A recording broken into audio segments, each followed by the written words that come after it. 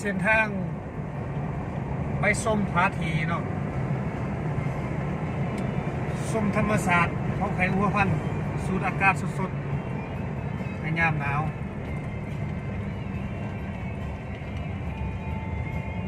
ไปเบิ่งห้องห้อยประวัติศาสตร์ของไข่วัวพันธุ์